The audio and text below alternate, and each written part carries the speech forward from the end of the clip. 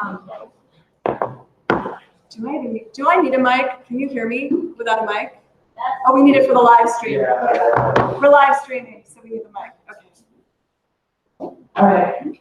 Hi, everyone, and welcome. Thank you for coming to Life Stories, Death Sentences. I'm Jen Zobel, and I'm the co-editor of the Rails InTranslation section.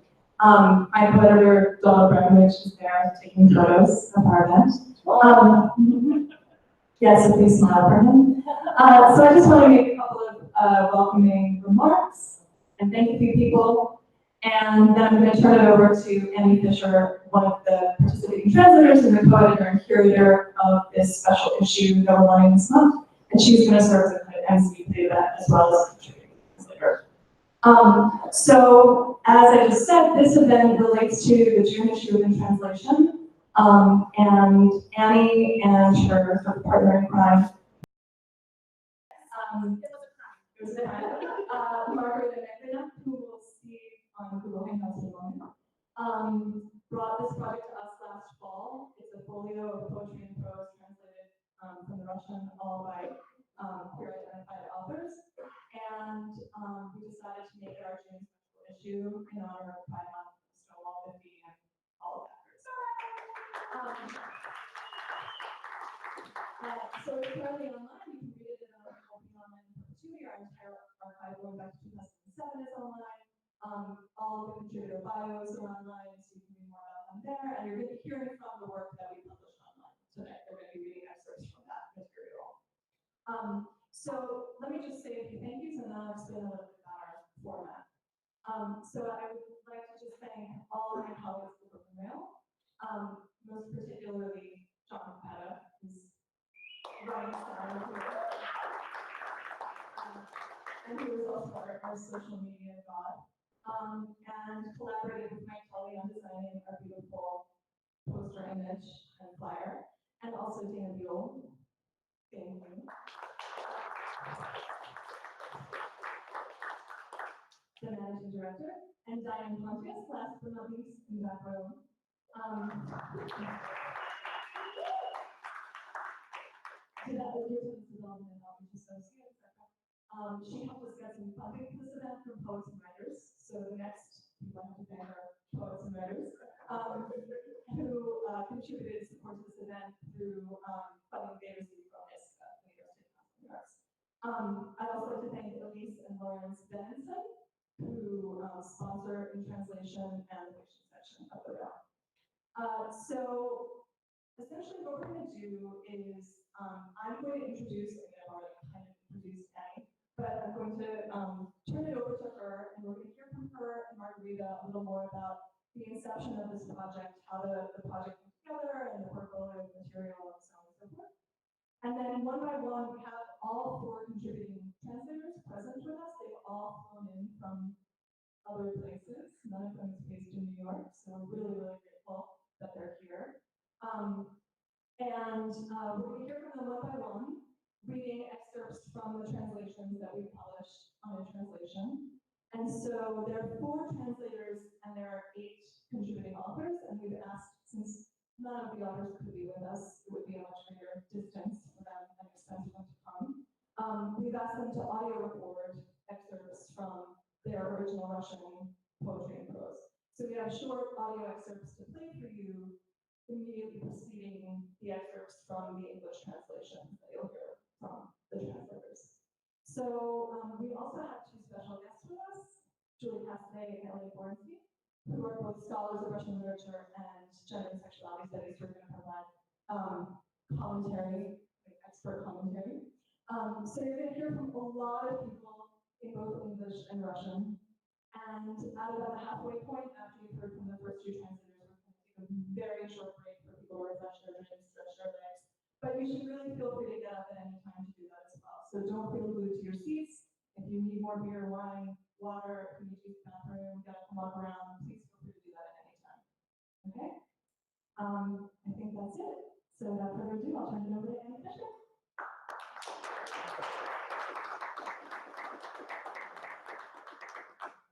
Everybody. This is the point where I wonder if Rita should go first and then I should follow up. So, She's nodding. Okay. oh, okay. Margarita, I can see you. So now we're going to hear from my fellow partner in crime, Margarita Meklina.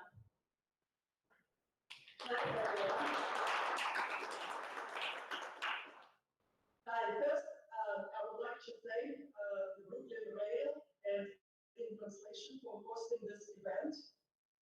Life stories and sentences.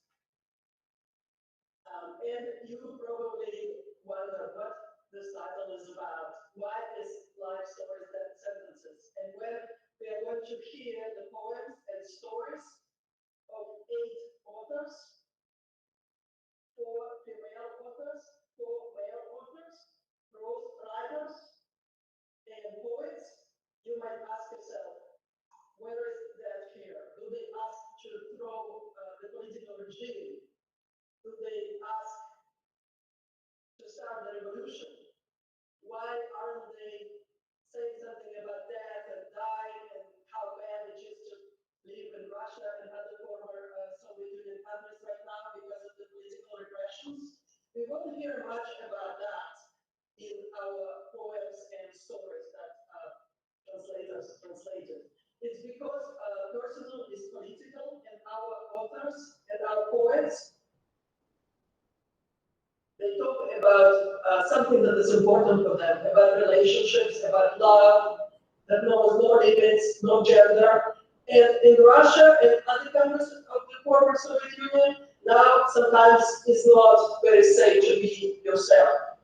And these writers and poets, they're different, they just being themselves. And now being themselves means that even if you walk somewhere, you end up in some square in Moscow or St. Petersburg, and there is some protest going nearby, and if police assumes that you're taking part in the protests, they might just round you up and take you in Avtozak, the portable prisons. That's what I would call it, Avtozak. If you go to Facebook, you see smiling pictures of Russian poets and writers and journalists just sitting in these Avtozaks, rounded up by the Russian police because they waved the rainbow flag. And this would be our authors. So our authors, they are taking part in the Stonewall riot now, because Russia is 50 years at least behind the Western world for political rights. So our project is our own Stonewall that we are presenting to you.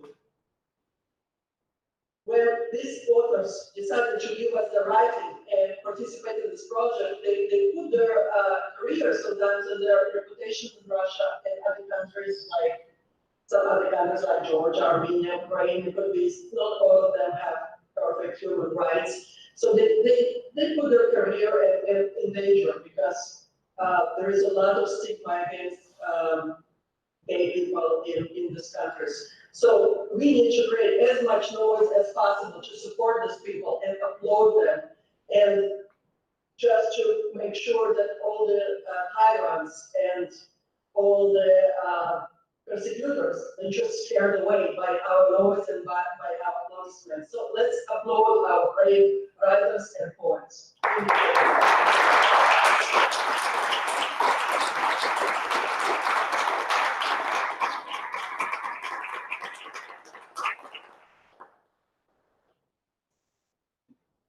And now I think that Annie would like to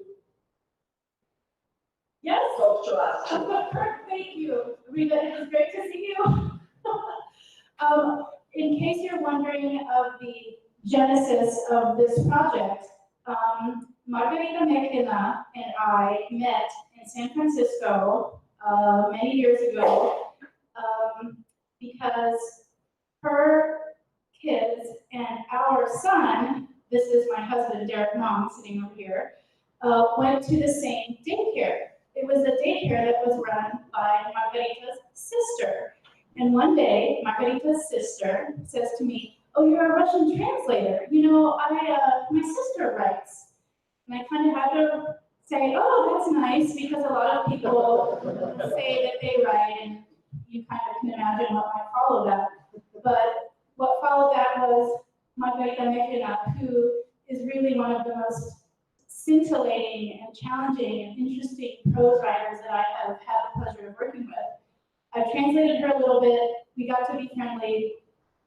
We worked together a little bit more, and at some point we just started talking. Why don't we do a project? Why isn't there more Russian queer literature, more queer voices out there? And so we decided to do this project together.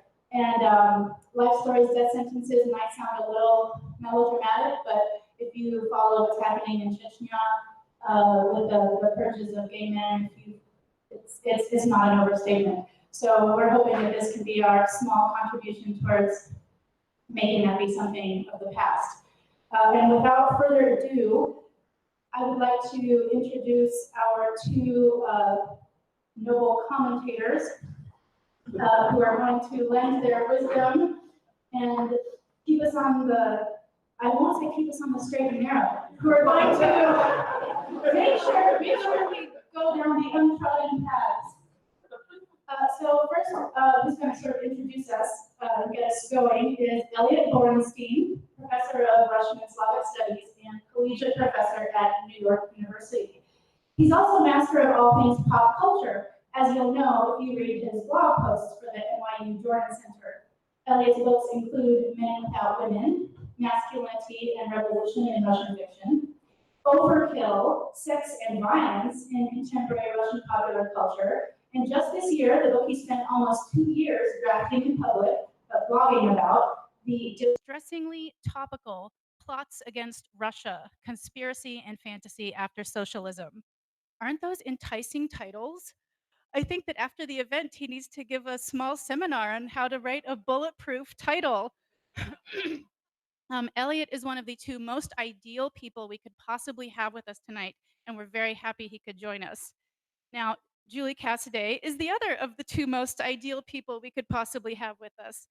Julie is the Wilcox B. and Harriet M. Adsit Professor of Russian at Williams College, where I actually taught at a visiting position about 10 years ago.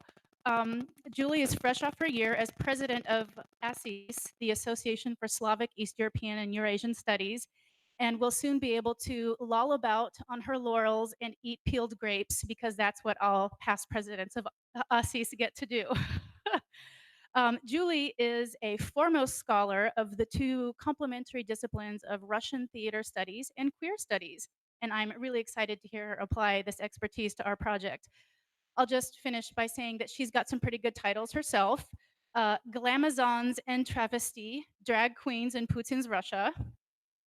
Post-Soviet pop goes gay, Russia's trajectory to Eurovision victory, and my personal favorite, Fuck Putin, Femen's Political Gets Personal. Please welcome Eliot Borenstein and Julie Cassiday.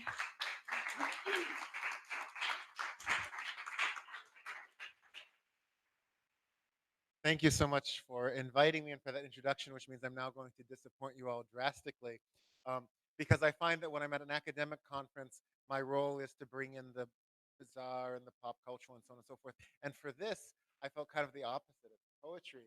And poetry is what we did in graduate school. All my courses were in graduate school on poetry, whether I wanted it or not, which was really good because I loved it. It wasn't what I wanted to do, but still, we spent a lot of time on poetry, and I felt this obligation to think about poetry because I don't do enough of it. So I wanted to talk today for a few minutes about poetry, about self-expression in the Russian tradition, about creating communities. And I wanted to first off say that I'm about to make a whole set of sweeping generalizations of the sort that I would never commit to paper because I'd be too embarrassed to put them on paper because they're the sort of things that you read as, oh, come on, and you come up with 100 different exceptions. So just assume that I can come up with 100 different exceptions for all of this, but I'm going to go with it anyway for the purpose of setting up what we're talking about here today. So, but the first generalization that I want to make is, I think, absolutely bulletproof, which is that Russia is not America. I am going to stand by that one. We're not going to talk about Alaska. But what I want to talk about is how Russia and America have different cultures of self-expression and self-revelation and construction of the self. And this is where there's so many different ways to say I'm wrong, but that's fine. I'll say them later. So in my appeal to generalizations, I would say that America makes a fetish of self-expression, and something we've exploited. Russia's got it now to some extent, or talk shows. We make a fetish of self-revelation and of this idea of not only having an authentic self, but trying to be our best authentic self in every situation. The whole point of having a self is that that self is always going to be you. You're never going to be a fake. To be authentic is to be the same everywhere. And so in the service of all this, we talk to our therapists. We talk about our relationships. We talk, we express nonstop. And in this way, this is one of the ways when you could say that America is Protestant, regardless of what your actual religious or non-religious background is here. It's about this kind of cultivation of selfhood. Russia is different, not just because the tradition is Orthodox, so it's related to that, but when it comes to the questions of self-expression, Russia traditionally has valued silence and reticence, and there's a tendency to distrust speech. That speech easily becomes lies and bullshit. This is something we all know, but Russians seem to know it very, very well. This is where Russians trot out the quote from the 19th century poet Tuchev, "Мысль изреченная есть ложь." The thought that has been the thought spoken aloud is a lie. The moment you convert things into words, you're already going away from the truth. So then the idea that you're expressing an authentic self in all situations, please give me a break. You do not, that's not desirable. There's so many situations in which you're better off being inauthentic. And it's more about performing variety of selves in different situations. I remember a conversation I had with a friend in the 1990s where we ended up deciding that the American national way of conversation was confession, and the Russian national means of conversation was interrogation, which meant that if you got Russians and Americans together, you could have a great back and forth. Now, this makes it sound like I'm talking about Russia as a nation of people who don't speak, which is clearly not the case. You can lecture, you can philosophize, you can talk about the meaning of life, you can talk about grand ideas. That's a kind of self-disclosure, but it's indirect. Your true self, your authentic self, the self that has thoughts and feelings, is reserved and is kept aside for special people, for special circumstances. In a way, your true self is true as by being in something that is only structurally analogous to a closet, that is being somewhere kept away from exposure to the outside. So this makes all of the usual homophobic arguments about, why do you have to flaunt it? Why do you have to talk about it? All the more complicated. Not that I'm justifying those arguments. This is where the the Americanization of international LGBT culture, which we were just talking about earlier, does not always work. One example I think of is of course, the Pride parades, right? There's all the, again and again, Pride parades are put on and crushed in the former Soviet Union and Eastern Europe. And it's a fascinating thing because then you have to ask yourself, well, why are you having a Pride parade in Russia? Because in America, we have parades for everything. We love a parade.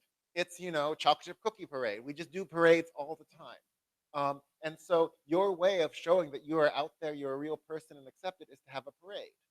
In Russia, traditionally, you have parades for Victory Day, you have parades for the revolution. Parades are about winning. Parades are about victories. So the idea of having a bunch of LGBT people marching down the street is kind of like a declaration of victory over everybody else. At the very least, there are different contexts for thinking about how you express things. There is, however, one cultural tradition that does value self-disclosure and speech, and that is lyric poetry. See, I told you about poetry. Now, lyric poetry around the world, of course, is largely about self-expression, about your inner self, and often about love. Now, that is where it is harder, obviously, to be closeted, especially in a language like Russian, which is extremely gendered. You cannot successfully do the Melissa Etheridge thing about singing to you and not specifying who you are, right? The moment you have an adjective or a verb in the past tense, you're gendered. So you're kind of out of luck there. So there's a tradition, there is a small tradition of queer poetry, LGBT poetry, going back to the beginning of the 20th century, that approach these issues in a really fascinating way. There's Zina Degipius, Marin Tsitaev, and Mikhail Kuzmin. And what they did a variety of things. Sometimes it's a matter of going back to Greek traditions, like it's okay if the Greeks are doing it, you could talk about the Greeks doing it. Or interestingly, since there's so much poetry about talking to the muse, which is like the man and the woman, right? The man talking to the female muse. What does it mean to be the woman talking to the female muse? Well, that could just be about creativity. It could be about eros. There are lots of ways in which you can play with the form. Zina de Gipius did this fascinating thing where her poetic persona was mostly female, but her critical persona was male. And there was a kind of drag going on in her writing, a way in which there was a kind of transventriloquism going on in the lyric.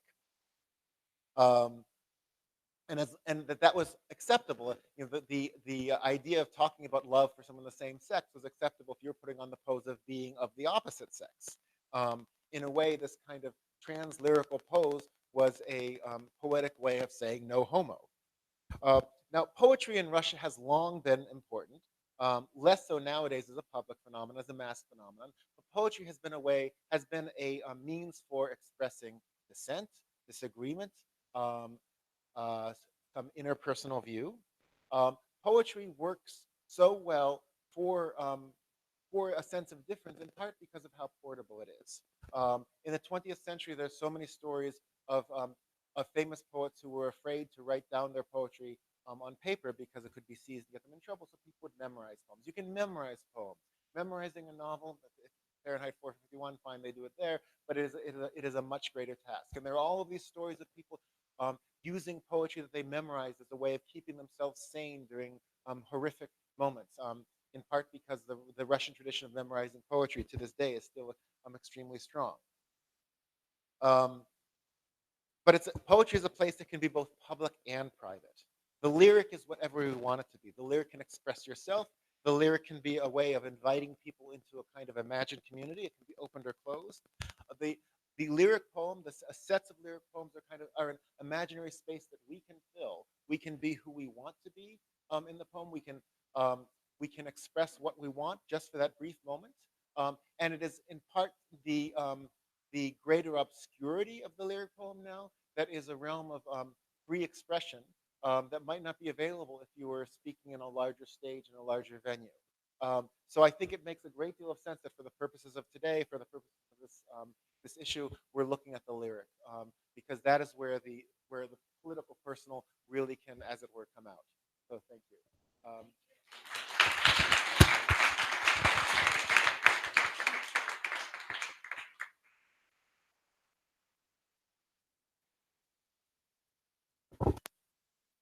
I turned it off, but I turned it back on, so we're good. I am going to introduce Brad very briefly, and then we'll stop listening to us and start listening to the translators and their work. I'm so pleased to be able to introduce my friend, Brad Damare.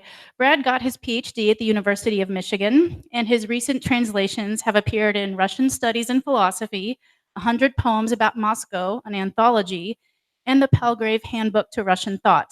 Brad and I go way back. We were in grad school together. Brad is so modest that it took me a long time to realize that he wasn't just this super nice, smart, hilarious guy. He was also perfectly fluent in French and a gifted pianist and musician and a formidable scholar of Scriabin, Kuzmin, and others.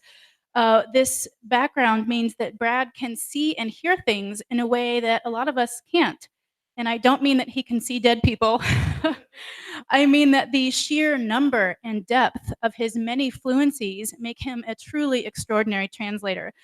Brad's rendering of Lida Yusupova's quasi-fairy tale reproduces the rich flavor of something that is realistic, but also magical realistic. And Brad's translations of Nastya Denisova's poems capture Denisova's incantatory repetitions and irrational fixations beautifully.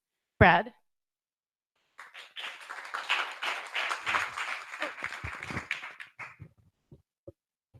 That's a lot to live up to. The first writer will be Lida Yusupova. We'll listen to a brief clip. Свидетельство третье. Две Ида Юсупова. Чудеса с православными. Свидетельство третье. Две женщины жили в Ленинграде, любили друг друга самозабвенно. Когда началась война, они бесстрашно верили в непобедимость.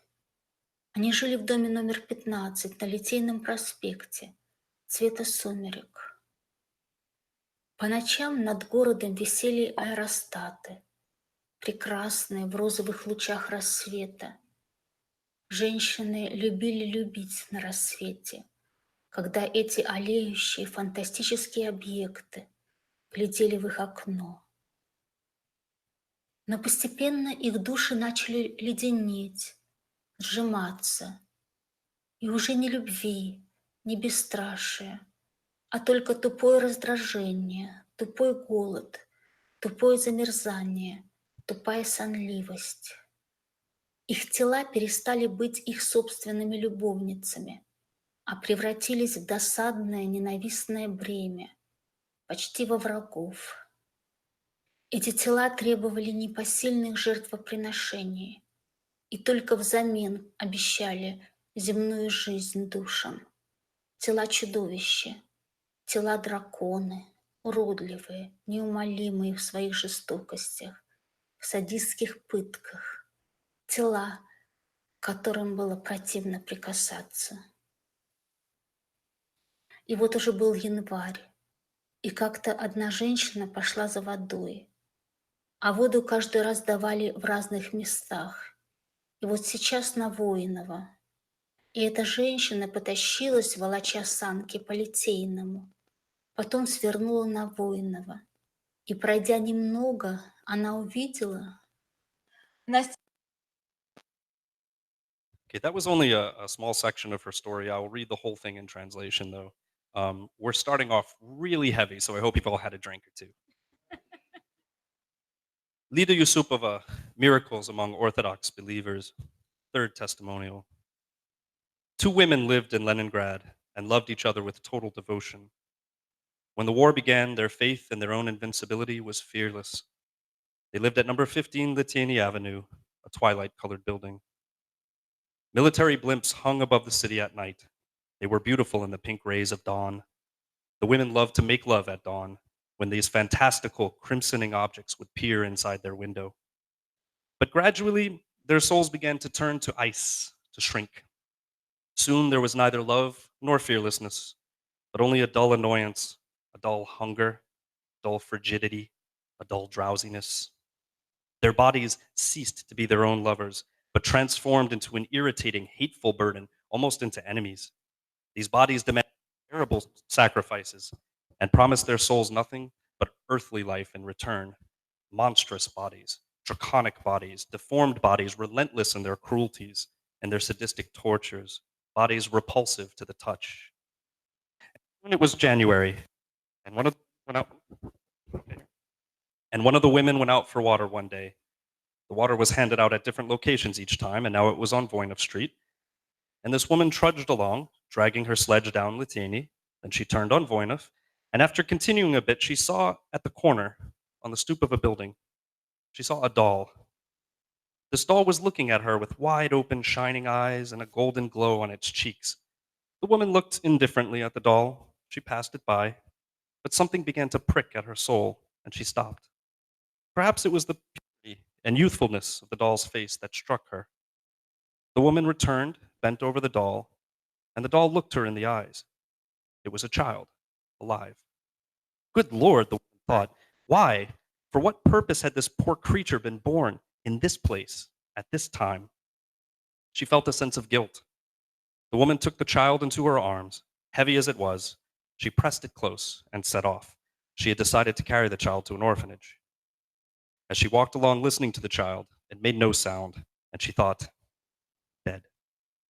She looked at it and froze in horror, then immediately decided she was hallucinating. She closed her eyes, opened them again, and saw the same thing, a loaf of bread. So large, thick, golden, and real, swaddled in a woolen blanket. This must be the end, she thought. This is madness. She returned home, bolted the door, and woke her companion. And together, they gently broke a piece from the still warm loaf. Yes, it was a loaf of bread, really. And drowning in the sweetest aromas, they brought tender morsels to each other's lips and touched each other, their first touch in such a long, dead time.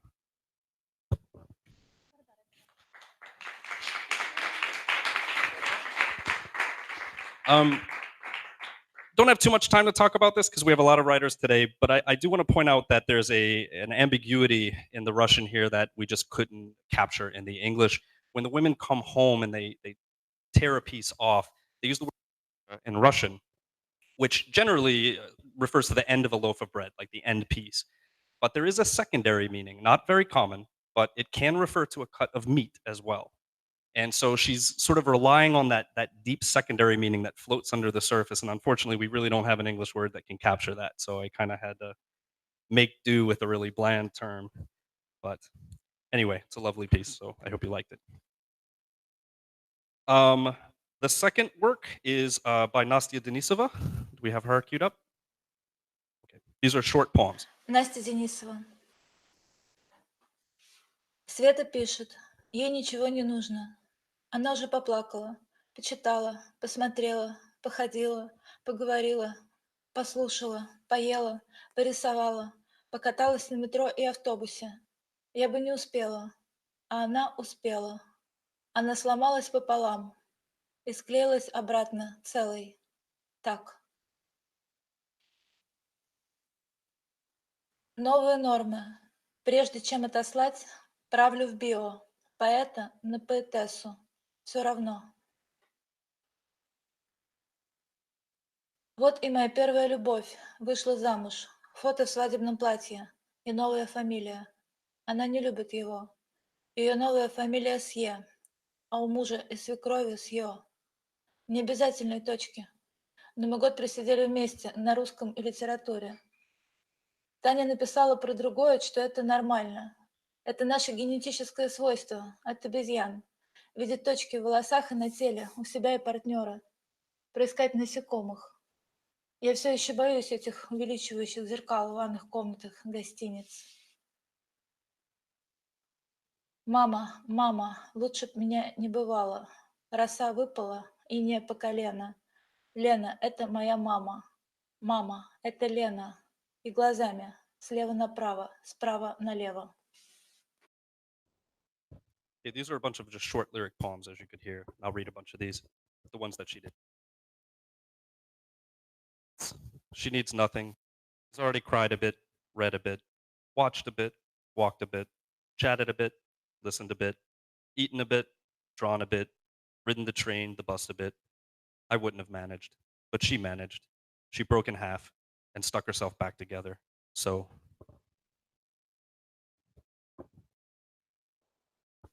new norms. Before hitting send, I correct my bio from poet to poetess, all the same.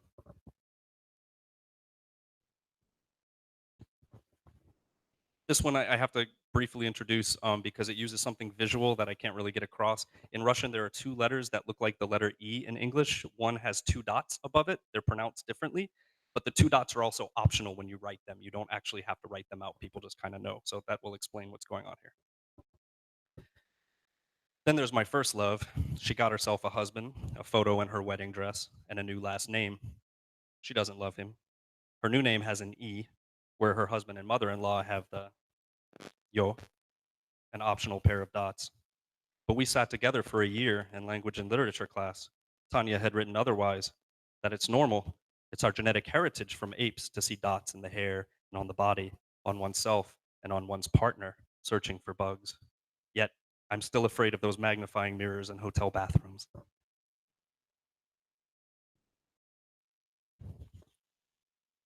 Mama, mama, I should never been born. A dew has settled, a frost knee deep. Lena, this is my mama. Mama, this is Lena. And glancing from left to right, from right to left.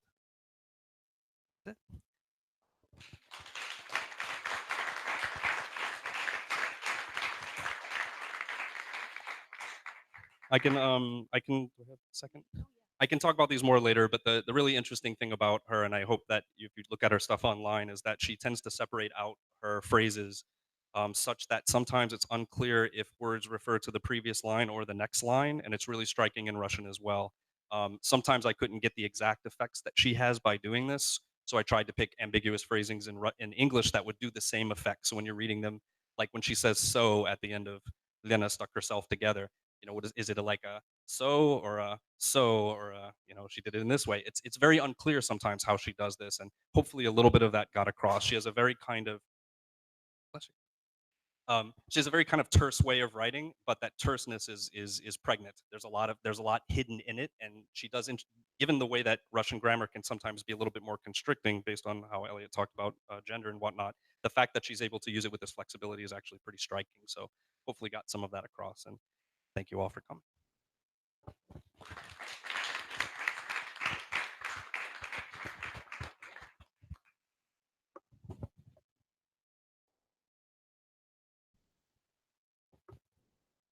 And I couldn't be prouder to introduce David Loudon.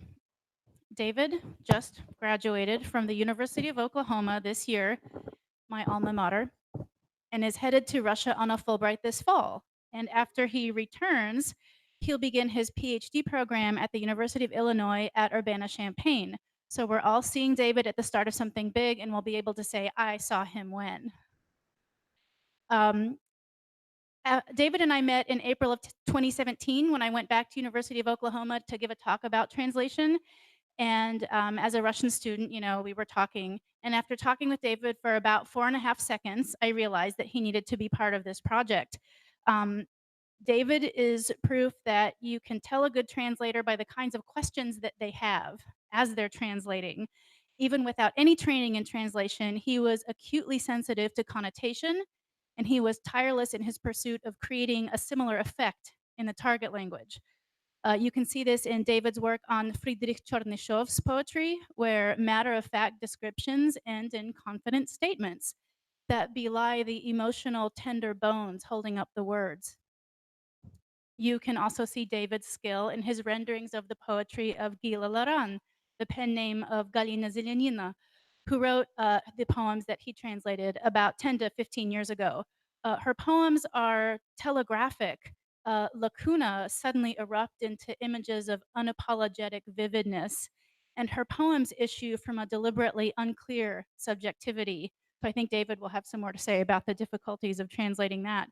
And finally, David and I translated Stanislav Lvovsky's story together, and Lvovsky's is the only piece in the folio, I think, where the protagonists and the author's subject positions are so different. And it's a really lovely picture of imaginative empathy. So please welcome David.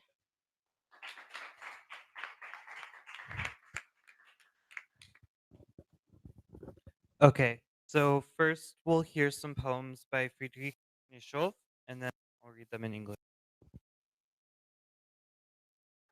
Фридrych Чернышов.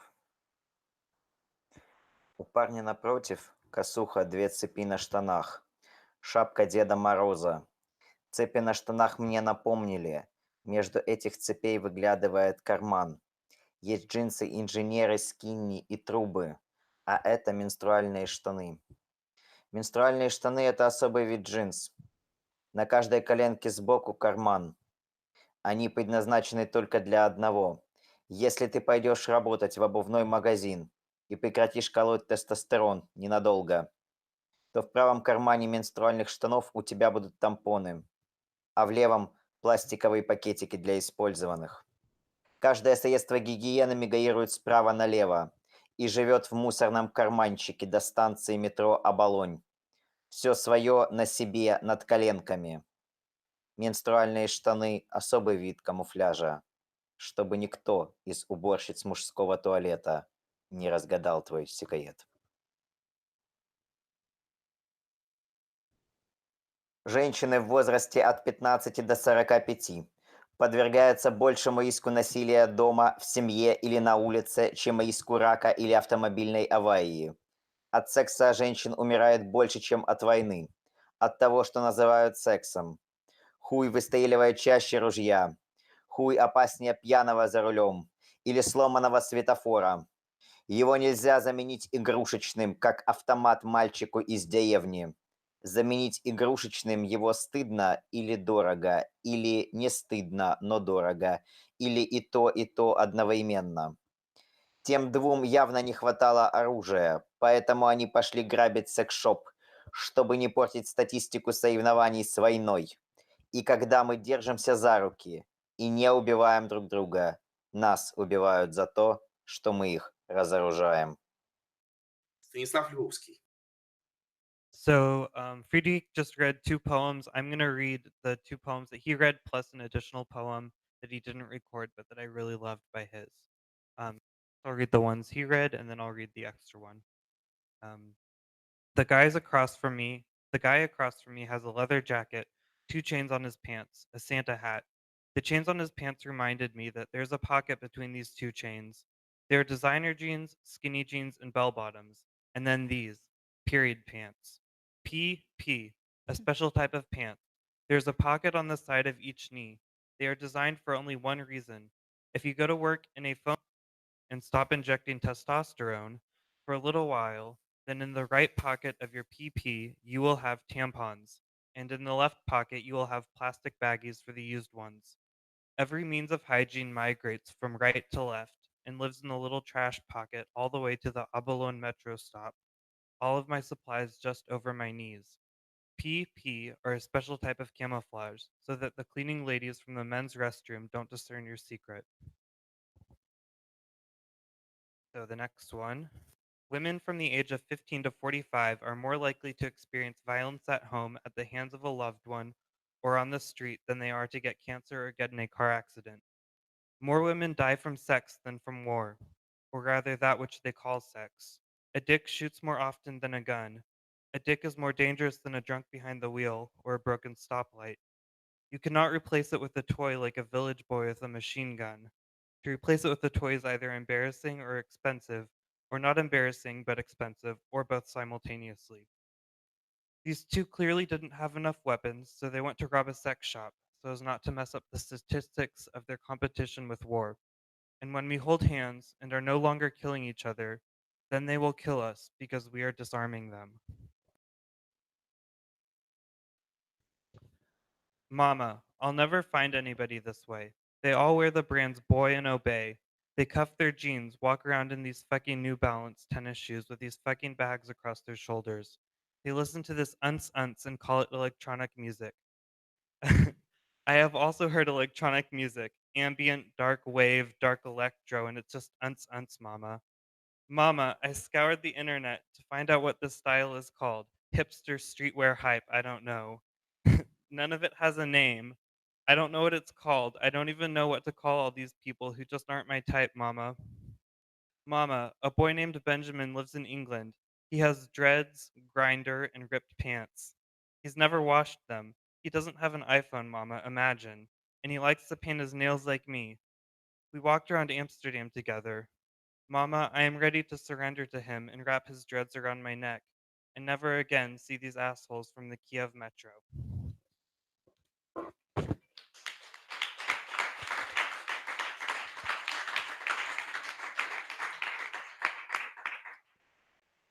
So first of all, I want to say that working on this project was very enriching for me. At the same time that I learned about the process of literary translation, I got to, from the patient and supportive help of Annie, I got to examine LGBTQ life in Russia from many different perspectives, from that of a trans man, a woman, and the mother of a gay son, which we'll see the rest of these in a second. But with Friedrich Chernyshev specifically, uses vulnerable and striking imagery in his work to bring to light issues that face in their everyday lives that I personally had never thought about before as a cisgender person. So it was really interesting to learn from him through his work as I translated his poetry. And then, as Margarita Meklina says in her foreword for the project, we believe that Chernyshev is probably the first known openly trans person in the history of Russophone poetry. I'm very honored to be able to be a part of translating this voice and bringing it into English, the English language. And finally, before I move on to the next one, I just want to say that trans voices are already incredibly underrepresented in literature. So I'm very glad that we were able to find Friedrich and include his work in this folio, because this is what will increase representation in the future and make for a better life for trans individuals. So the next person we'll be hearing from is Stanislav Lvovsky. Ее зовут Наташа, ей 36, и она не знает, как быть. В детстве она читала про солдата-связиста из специальных радиовойск. Как он находит провод в снегу, тянет, зачищает зубами, соединяет. И тут рядом разрывается вражеская граната. А он уже соединил провода, и они у него во рту, и он умирает, потому что осколки. Но не разжимает зубы, и все хорошо, у наших все получается. Связист умер, но те, которые еще нет, они говорят друг с другом, координируют действия, и все их слова идут через его рот, которым сказать он уже ничего не может. Но иначе бы свои перестреляли бы своих. Там под Колпином, например. В детстве Наташа часто представляла себе, что она вот этот связист. И лежа под одеялом скрипела зубами, зажав во рту накрахмаленный угол пододеяльника. Чувствуя, что осколки впиваются в нее везде, как осы из потревоженного гнезда на съемной даче. А потом засыпала все-таки, потому что сделала все, что могла. Все, что от нее зависело. Заслужила поспать и спала без снов. До сих пор иногда Наташа чувствует себя этим связистом.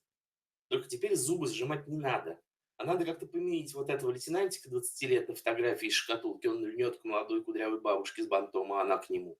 И Даньку, ее сына, 16 с небольшим лет. So this is an excerpt from the short story Annie and I translated together called Her Name is Natasha, she's 36 years old, and she doesn't know what to do. When she was little, Natasha read about a signal officer from the special radio troops, about how he finds a wire in the snow, tugs at it, cleans it with his teeth, connects it, and just then an enemy grenade explodes, but he had already joined the wires, and they are in his mouth as he dies, because of the shrapnel. But he doesn't unclench his teeth, and everything is okay. Everything works out for us. The signal officer died, but the ones who haven't died yet, they go on talking to each other, coordinating operations, and all of their words flow through his mouth, which he can no longer use. But if he hadn't done it, they would have shot their own men, thereby Calpino, for example. As a child, Natasha had often imagined that she was that exact signal officer. She lies under her blanket, clenching her teeth, biting the starched corner of her duvet cover. She feels the shrapnel digging into her from all over, like wasps from a disturbed nest at a rented dacha. She falls asleep nevertheless, because she had done everything she could, everything that was in her power. She had earned her rest, and she slept a dreamless sleep. Even now, Natasha sometimes feels like the signal officer. Only now, she doesn't have to clench her teeth. Now she has to reconcile the little 20-year-old lieutenant in the photo from the box with Danka, her son of only 16 and a half. So to give a little background, this is, like I said, this is the one Annie and I translated together, which was very challenging, but also interesting to learn how to do strictly over email. And it made me love the internet even more than I already did, which is hard. So in this story, Natasha, the protagonist, discovers that her 16-year-old son, Danka, is gay. So she spent a sleepless night in her Moscow apartment wondering how her father, who's this macho war veteran, would react to finding out that his grandson is gay. But she can't ask him because he's passed on, of course. So this story had a personal connection for me, which is why I wanted to help translate it. My own father is a war veteran, this like tough macho guy like Natasha's father. And so I had similar worries and concerns when I came out as gay at about Donka's exact age. So it was a little bit uncomfortable, but really like psychologically and personally rewarding for me to read about this from Natasha's perspective, to kind of get into my mother's head when I came out, to see maybe how she thought and felt about it. So next we're going to hear from Gila Laran. Гила Лоран. Тексты конца 90-х, начала 2000-х годов. Не целуй меня в холодном коридоре. Тут собака лает, хлопают дверью. Лучше сходим на квартиру к Боре на прудах, напьемся водки с горя. Не целуй, а то ведь я не верю. Будет тихо и тепло в зеленой кухне, будет водка на столе, коль всю не выпьют. Мы уйдем оттуда, дверь подъезда стукнет, лампочка над головой потухнет. До утра нас листья старые засыплют. Хочешь, съездим как-нибудь в деревню к Лоре? Или лучше вон на дачу к Лере? Там все розовые встретим мы зори. То, как мальчику в камзоле цвета моря. Не уйдешь ты. В темном коридоре не целуй меня. Я все равно не верю. Начиналось все душно, голова болела. Вы коснулись вслепую моего тела, вы нагнулись на пол поставить бутылку. Позвонки проступили под синей футболкой. Вы кольнули взглядом меня, как вилкой, или, может быть, лучше сказать, как иголкой. Начиналось все в душе, вы сказали, слушай, твою сладкую душу бы выебать в ротик. Я сказала, ну-ну, попробуй, не против. Спороли, зашили, удрали. Сейчас в холодной машине, как в плохой мелодраме. Не читай мне нотации, понятно, ежу, но ты знаешь сама в такой ситуации. Какого черта я тут сижу? Так значит, не хочешь? Не могу. Лгу.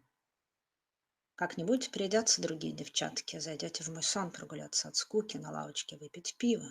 Тогда будьте добры, наденьте перчатки, мне больно увидеть ваши руки. Они слишком красивы. Я сниму с тебя. Лиловая ткань в рубчик тянется, голубые жилки на незагоревшей груди. Ты одна из немногих, кто. Ты останешься единственной, кто бы. Don't kiss me in this cold hallway. A dog barks, a door slams shut with a breeze. I'd rather go to Borya's place on the ponds. We'll get drunk on vodka out of heartache. Don't kiss me, because see, I don't believe. It will be quiet and warm in the green kitchen. There will be vodka on the table, if it's not all gone. We'll leave from there. The front door will bang shut. The bulb over our heads will be snuffed. The falling leaves will envelop us by dawn. If you want, we might be able to go to the village to see Laura, or better yet, we could go out to the dacha to see Liera. There we will meet the lavender daybreak until you go away to your boy in the pea coat the color of the sea. In this dark hallway, don't kiss me, because I just don't believe. So the next one. It all began with a stifling headache. They blindly touched my body. They bent down to stand the bottle on the floor. Their vertebrae showed through their blue t shirt.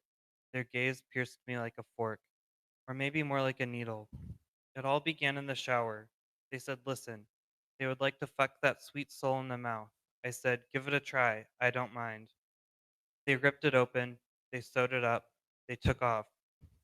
An hour in a cold car like in a bad melodrama. Don't read me the riot act. It's plain as can be. Well, you yourself know we're in the same situation. What the hell am I sitting around here for? So this means you don't want to? I can't. Okay, fine. At some point, they'll get fed up with the other girls. They'll turn up in my dream to take a stroll out of boredom, to drink some beer on a little bench. Then, please, put on your gloves. It's painful for me to see your hands. They are too beautiful. And finally, the last one. I will undress you, the ribbed lilac cloth straining the sky blue veins on your pale chest. You're one of the few girls who, you'll remain the only girl who'd. So this Gila Laurent's work was especially interesting for me to translate. Um, as Dr. Borenstein mentioned, it's difficult to translate gender ambiguity from between Russian and English, or even to use gender ambiguity with Russian's strict gendered language. However, with the poem, uh, the one started, it all began with a stifling headache. They blindly touched my body. In the original Russian, Gila Laurent used the formal the formal plural you in Russian, which is vui, which doesn't indicate gender as the informal you, ti, in Russian does. We decided that this in Russian was a way to hide the gender of the object of Gila Laurent's affection in this poem. So to translate it to English, we used the word they, the singular pronoun they, which is commonly used by non-binary or non-gender, non-conforming individuals who don't identify as strictly male or female. And so it's interesting to find a way to work with this gender ambiguity between the two languages with such different rules. And then another thing that was interesting to me was in this particular, not poem, she was very ambiguous about the gender of the person she's talking about. But in the last poem I read, she was very explicitly talked about a female using female pronouns um, and female and verbs with female indicators on them. So it's interesting to see how she very specifically and clearly plays with language, and she really knows what she's doing and masterfully does it, which is just amazing and very fun to translate. So thank you very much, and that's all.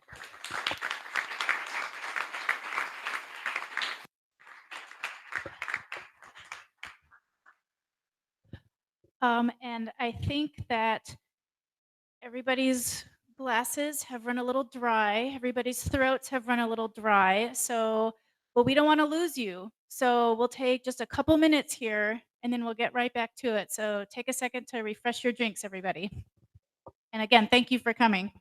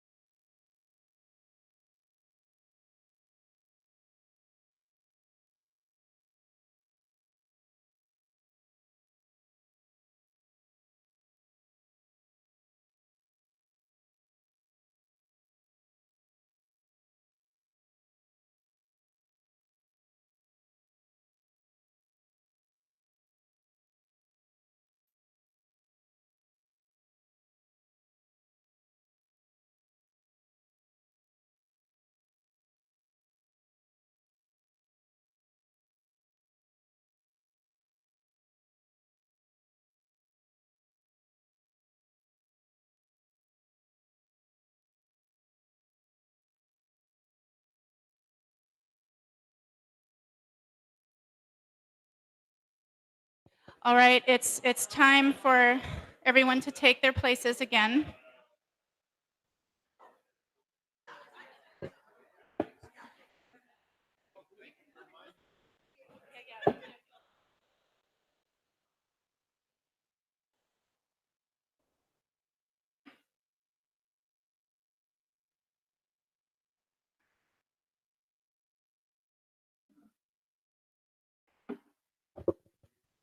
Well, I will say again, thank you to everyone for coming. This is a fabulous crowd.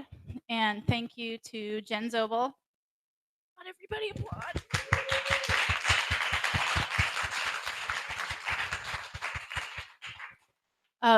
When Jen told me that she was accepting this for publication, it really, I had no idea that this wonderful event was going to follow. I thought it was just going to kind of be published and sink like a stone into the ocean, but it's making some ripples, and I'm really excited to see that. Thank you all for coming.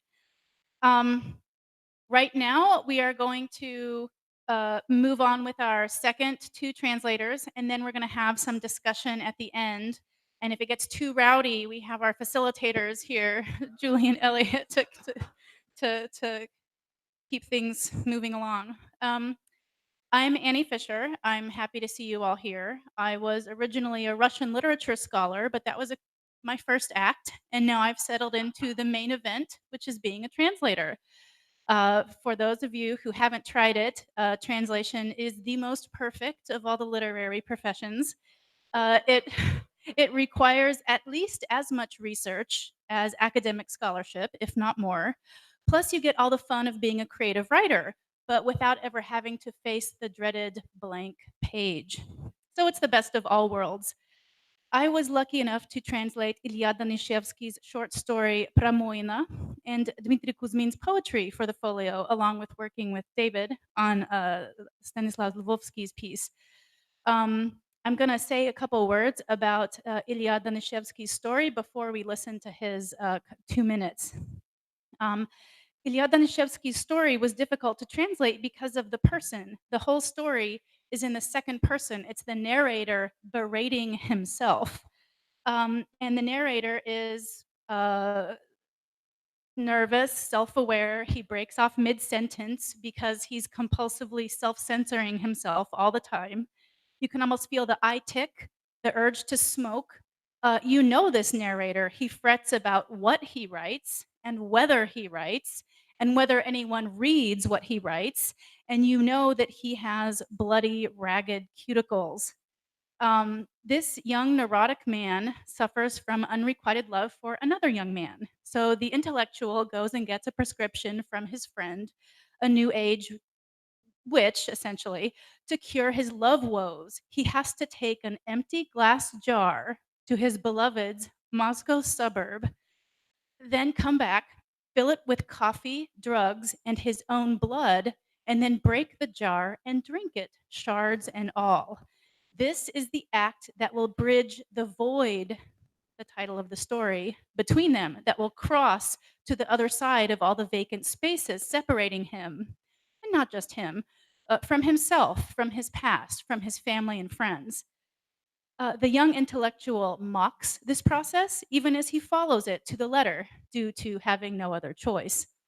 In the passage that we're going to hear, the narrator describes himself sitting around in a dumpy town in the Moscow suburbs, waiting for his glass jar to magically collect what? His beloved's essence, and hoping and fearing that he will see his beloved in the flesh, just going around town. I chose this segment for the reading because I adore the first sentence. Ты смотришь невинность главной площади, клубок свернутого снега, заполненный пеленой фонтан. So here we're going to hear from Eliot Danishevsky. Клубок свернутого снега, заполненный пеленой фонтан. Достаешь банку из сумки, греешь ее в ладони, куришь с закрытыми глазами. Ты знаешь, что он множество раз, хотя ты не знаешь о нем большей части того, что могут знать многие из его друзей, тех, кто пишет эти сообщения как-то из банальной инерции письма, сообщения, вопроса, проходил мимо этой площади. Так как ему пейзаж бессмысленен, ему приходится пересекать ее, чтобы добраться до вокзала и с него дальше, или выходя в магазин, так или иначе огромное количество его воспоминаний упирается в эту площадь, потому что она завещана ему с самого детства глупостью архитектора. Здесь он может врезаться в тебя с наибольшей вероятностью, и поэтому тревога растет. Но именно это и нужно банке. Она должна впитывать тебя, точнее его, и гул провинциальных проводов.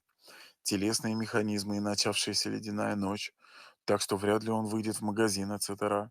Похожая на летнюю ночь, когда мать накрыла тебя одеялом с головой и сказала: «Представь, что твоя мама умерла, и из этой темноты ты не можешь выпутаться который год, но, наверное, это не отделяет тебя от всех других, скорее сплетает с ними. Ты сидишь на парапете холодного фонтана, потому что та летняя ночь привела тебя». By the way, that's not Ilya himself reading. He didn't like to hear his voice, so he had someone else do the reading.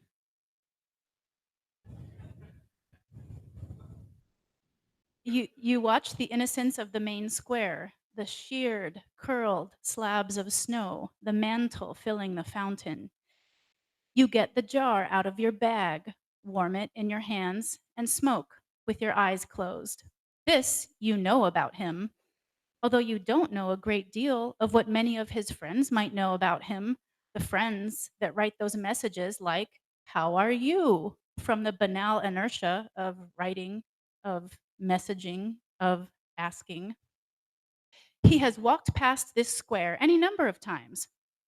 Insofar as this landscape is meaningless, he has to pass through it to get to the train station and continue on from there, or when he comes out of a shop. Therefore, one way or another, a colossal number of his memories are grounded in this square because he's been stuck with it, some architect's idiot testament, ever since he was a kid. This is where he has the highest chance of running into you, so your anxiety grows. But this is precisely what the jar needs. It has to absorb you, rather, him, and the humming of the provincial power lines. The physical mechanisms and the onset of the freezing night, so he's hardly likely to go out to the store, and so on, are reminiscent of the summer night when your mother threw a blanket over your head and said, "Pretend mama died." And you haven't been able to make your way back out of that darkness for how many years now? But that hardly sets you apart from everybody else. In all likelihood, it knits you closer together to them. You are sitting on the ledge of the cold fountain because that summer night brought you here. Pretend mama died. Thank you.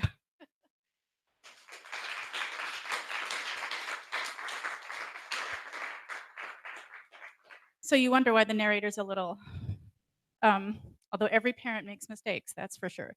Um, yeah, yeah, that is a big one. Note to self, don't pretend you died. Well, okay. Our next author, who I'm going to talk about a little bit first, and then we'll hear from him, is Dmitry Kuzmin. Since both I translated some poems and our next translator, Georgina Barker, sorry, I'm having a little bit of angst right now. Since we both translated poems by Dmitry Kuzmin, but we only have one recording, we're going to listen to his recording. Georgina is going to read the single poem that she translated and talk about it. And then I'm going to go on and talk about the rest of the Kuzmin poems. And then, this is maybe a little bit out of order, I will introduce Georgina and she will discuss her main act, which is the translation, the fabulous translation of the fabulously difficult short story by Margarita Meklina. So right now we'll hear from Dmitry Kuzmin, who is a poet and wrote poetry for this, and we translated poetry for this folio. Дмитрий Кузьмин. 3 стихотворения. Немного фисташкового мороженого тому, кого не можешь уберечь от войны. Собственно, играют двое из четверых. Двое других только уворачиваются, медленно пересекая наискось огромную прямоугольную площадь у огромного прямоугольного собора. А те, знай себе, носятся кругами, набирают полные пригоршни свежего рассыпчатого снега, замахиваются друг на друга и особенно часто на третьего, чуть постарше. Пальто, а не в куртке, с едва заметной щетиной на скулах. Рассыпают так и не пошедшую в дело снежную пыль обратно на земь, хватают новую, оскальзываются, удерживают равновесие в причудливых позах под стать странным скульптурам с бокового фасада, возбужденно перекрикиваются по-литовски. Третий только улыбается и вжимает голову в плечи. Четвертому, наконец, надоедает.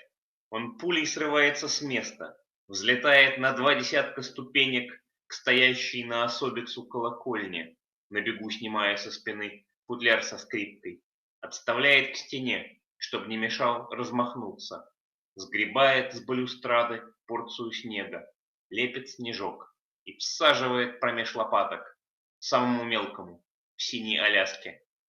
Третий смеется довольный и говорит по-русски с акцентом. Попал.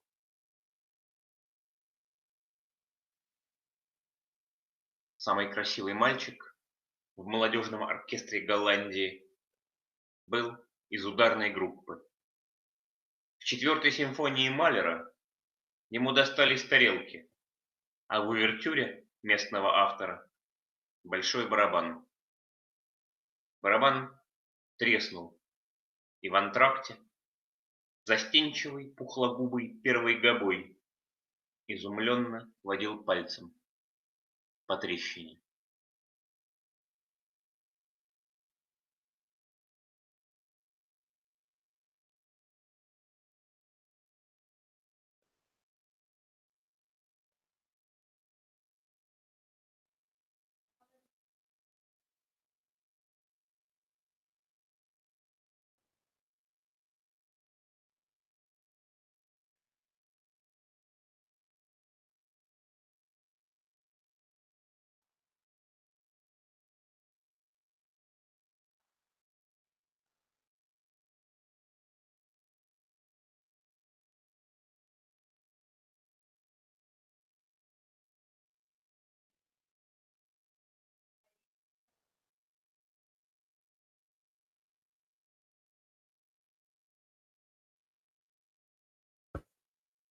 Is this on now? Oh, yes.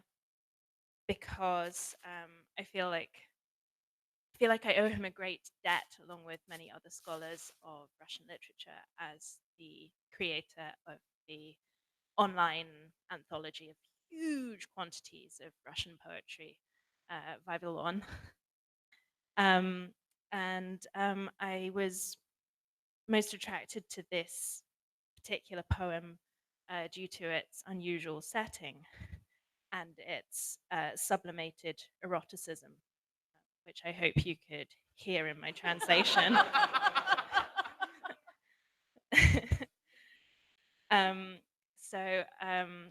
It's, as I said, it's a very short poem, and I did my best to retain its laconicism, particularly by turning the Russian genitives into English possessives, rather than constantly writing the something of the something.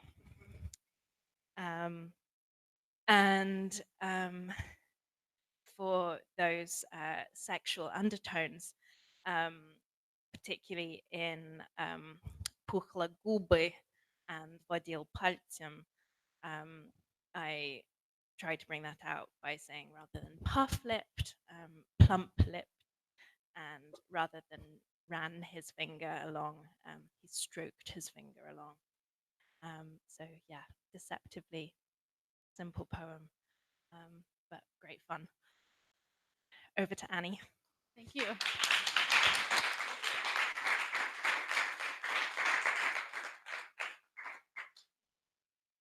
Sublimated indeed. I should also mention, I forgot to say when I was introducing myself that I am a senior lecturer in the Translation Studies Department of the University of Wisconsin at Milwaukee. And I don't want to forget my own affiliation, so um, um, I will now read the other two poems from Dmitry Kuzmin. A little pistachio ice cream for the one you can't save from war.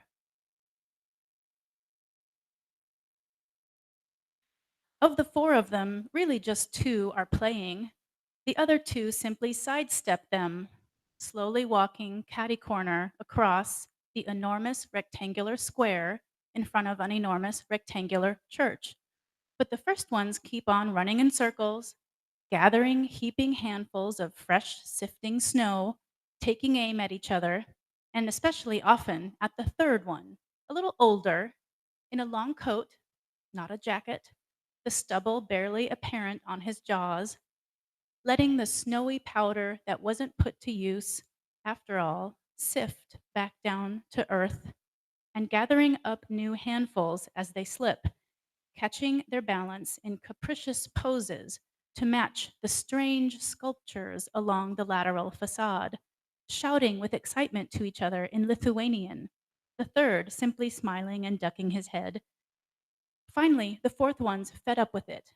He shoots like a bullet up a couple dozen steps to a bell tower, standing off by itself, taking the violin case off his back on the run, leans it against the wall so it doesn't get in the way, scoops a dollop of snow off the balustrade, packs a snowball, and lands it right between the shoulder blades of the smallest, the one in the navy blue parka. The third one laughs, appeased, and says in accented Russian, "Got him."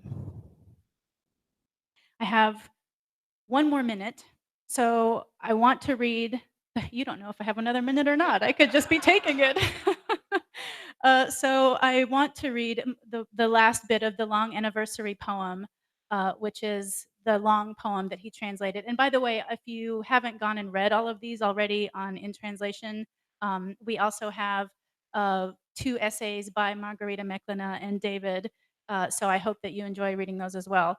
The longest poem by Dmitry Kuzmin is an anniversary poem, and the last wistful, optimistic line, "И мы возьмем друг друга с собой," and we will take each other with us, was so lovely to me. It was the line that I had originally wanted to be the title of the folio, but out of context, it didn't have the power that I think it has in context. So I want to read it right now. In this last section of the long sort of anniversary poem to the man he spent the last 20 years with, they're at a Miyavi concert that's almost over. No, there's nothing I ever wanted to undo, but if I could go back, it'd just be to live it again. Control Z, Control Y, if that shit with Control S, as Faust found out, isn't going to fly. That book, the just one book that you have to take to a desert island. But I have a big library. I built it best I could. Even while I was in Newcastle, sometimes you have to read fast. But there are so many schoolgirls here. They are jumping so hard, sweating so sweet, pressing together so tight as midnight comes on, in the line for the door, blocked by the bouncer giving access to the coat check in small doses, that I know time to shove off soon, and we will take each other with us. Thank you.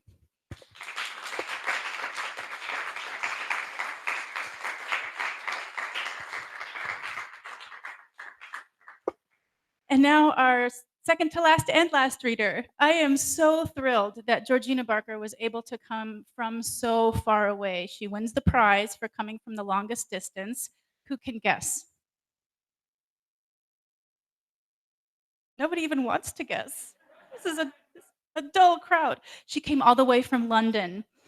Georgina got her PhD from the University of Edinburgh and has been extremely busy ever since. As a 2018 fellow at Edinburgh's Institute for Advanced Studies in the Humanities, she wrote and staged the historical verbatim play, Princess Dashkova, The Woman Who Shook the World, which featured many of her own translations. And as modern humanities research scholar at the University of Exeter last year, she wrote her book USSR Meets SPQR, Classical Antiquity in the Poetry of Yelena Schwartz.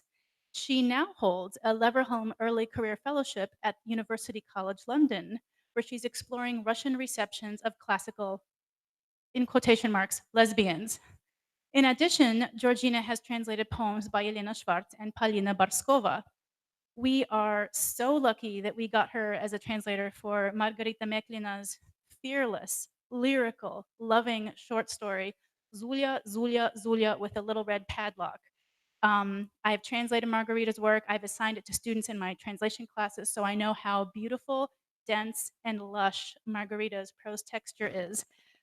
This is very hard to capture in translation, but Georgina's translation decisions were so bold and so smart and so effective. It was a wonderful demonstration of the translator's art. Georgina.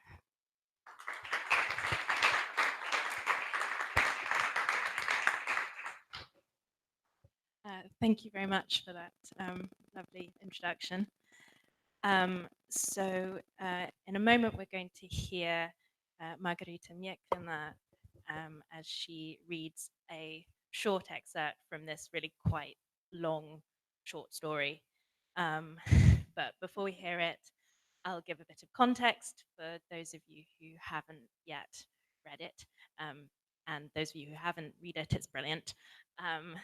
So it's the story of two women who are in a long distance relationship between America and Kazakhstan, and their meetings around the globe, and how their relationship is shaped by these travels, their inability to be in one place together, and alcoholism.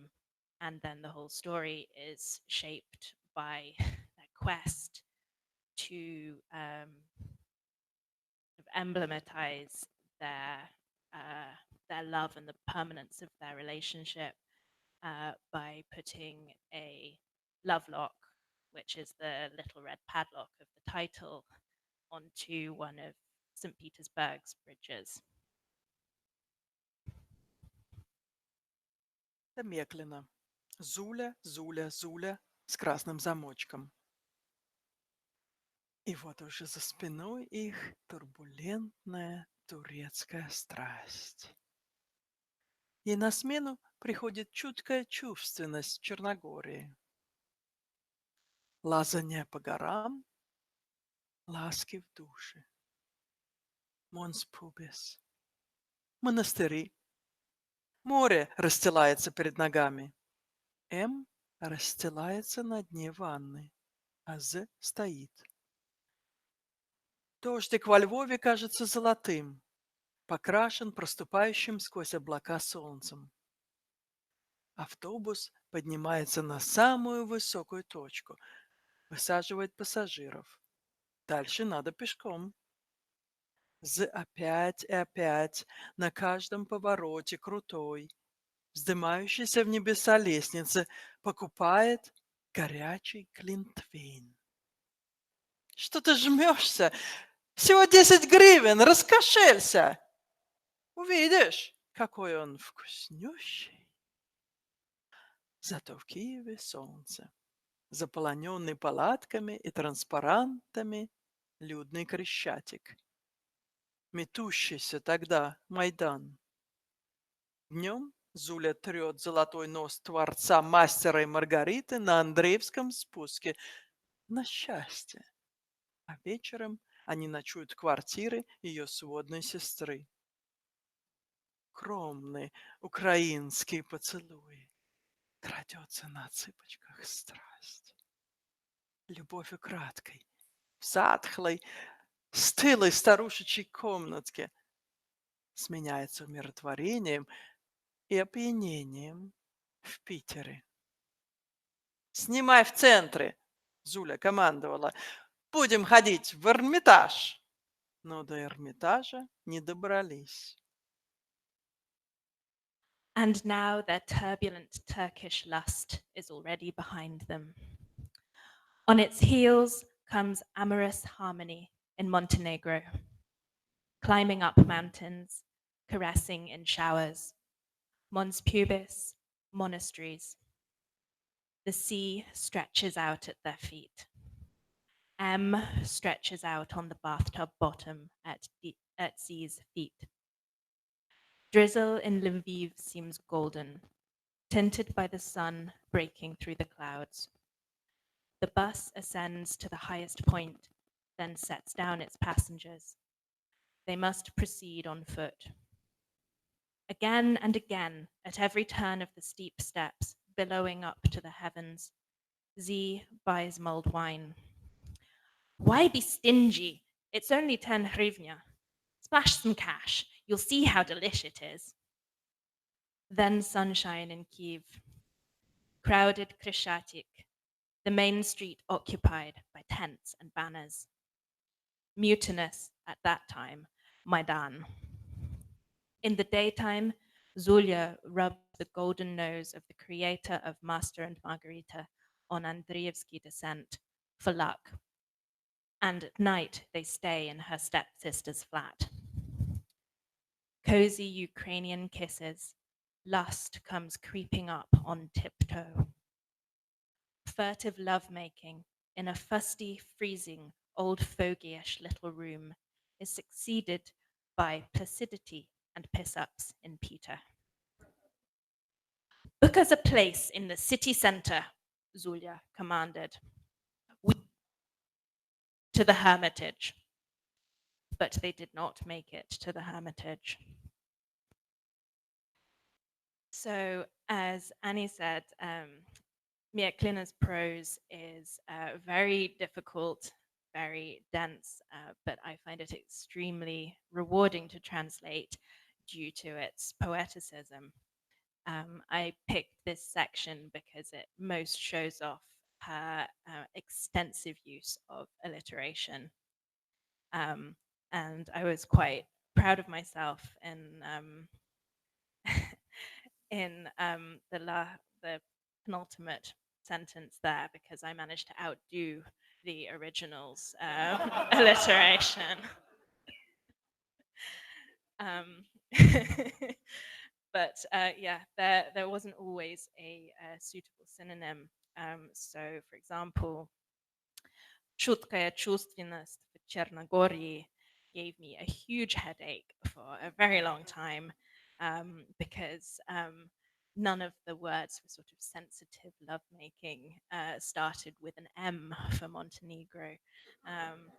So I looked for assonances within words, and at one stage I was considering animal amorousness, but it really didn't fit with the sense. So yeah, ended up with amorous harmony. I'm still not sure if I'm happy, but there we go. Then yeah, her use of разделяется for both the sea and a person was tricky, and it seemed very important to preserve that. So stretches out was a good compromise. For Zulia's Raskoshelsa, it was very tempting to use the most literal idiom in English, loosen your purse strings, but it sounded way too old-fashioned for Zulia's character.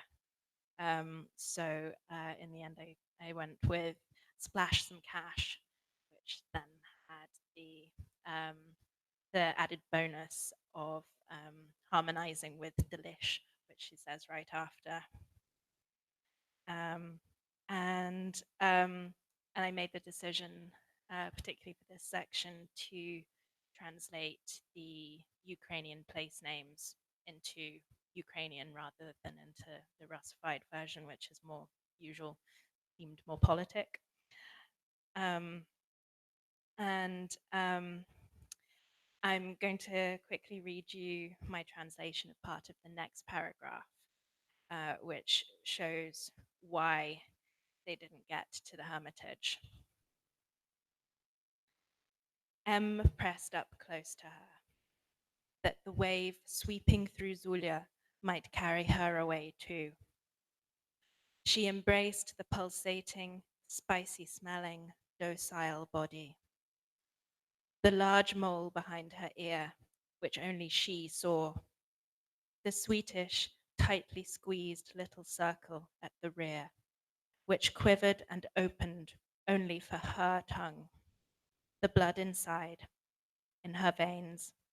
The blood outside, every month. The steady breathing during sleep, which quickened during intimacy. All this roused life in M. So this is a rather good example of Meklina's use of listing to build up to a conclusion about a particular person or a particular subject. And this section occasioned perhaps the strangest exchange that I've had with somebody whose text I've been translating, because I wanted to be absolutely sure that I was translating it correctly. And Margarita had described the sex act in question extremely delicately. I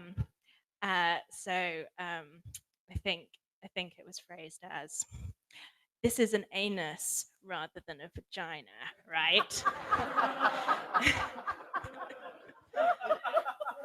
And Margarita supplied me with the necessary information.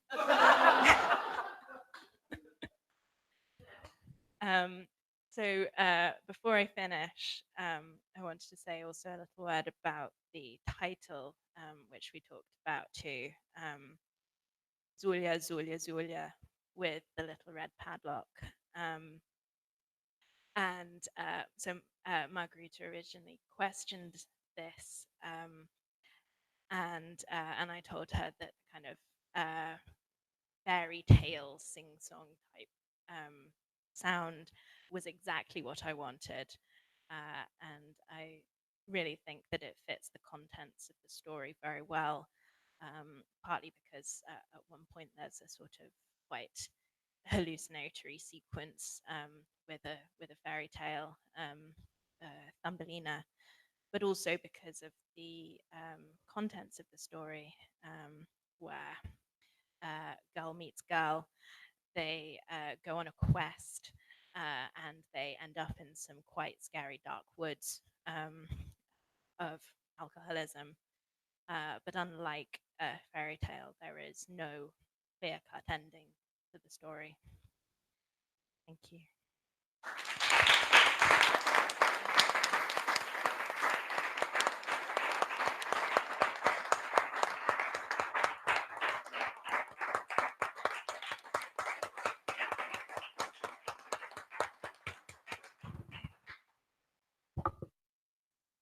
So yes, Eliot and I are supposed to guide you guys through questions, and I think I'd start with just one short comment.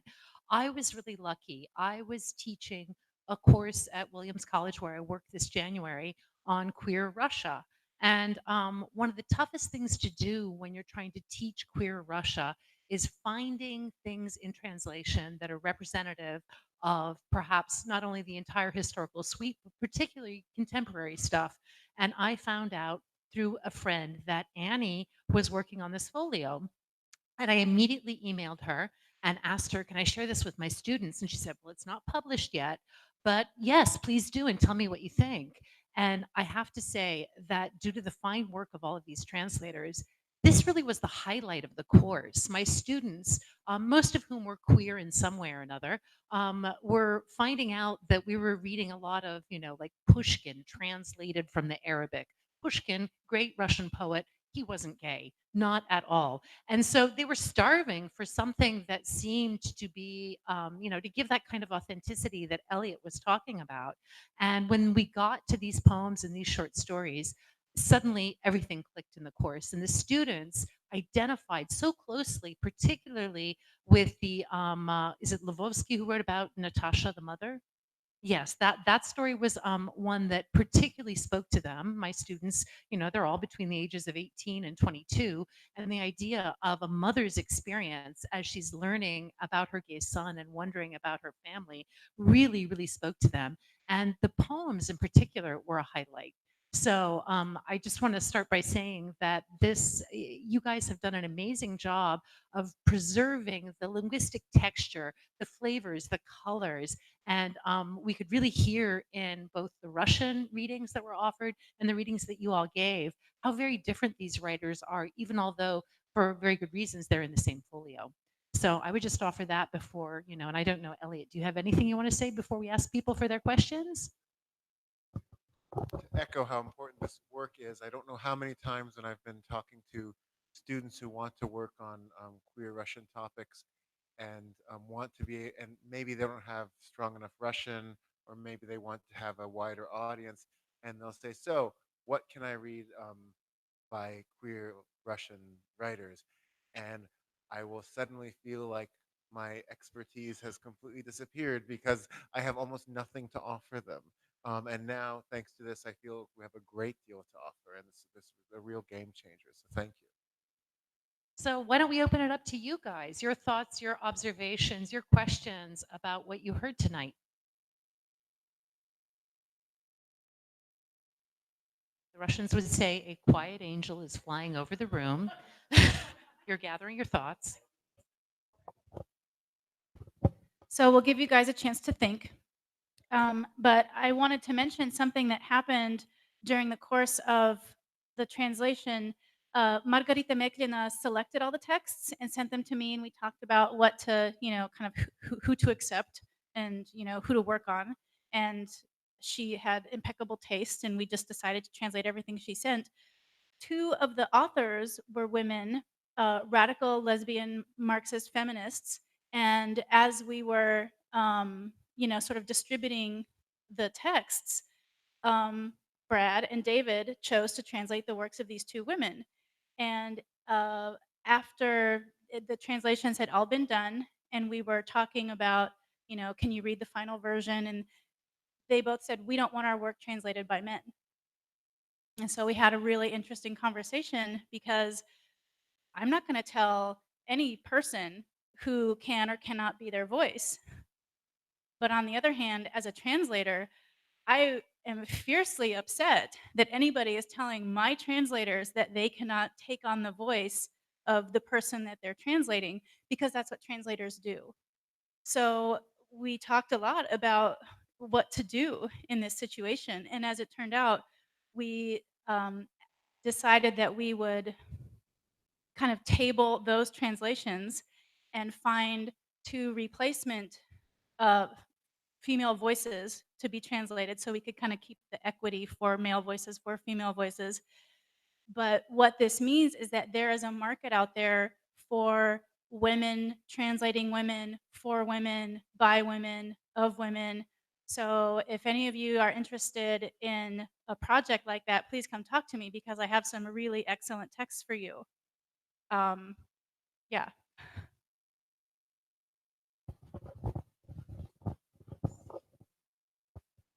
This question is, first of all, thank you, everybody. That was amazing. My question is particularly with regard to Friedrich's um, poems. Was there a consideration about his safety or like kind of outing him in an international context? And like, who sees these? Just was there a consideration around that?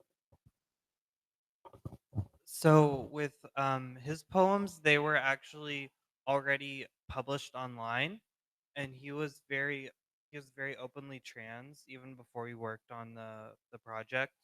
There's also a really interesting article I can't remember the website. It's mentioned in his biography, but there's a really interesting article about his experience as a trans man in Ukraine, which is where he's from and where he lives, I believe.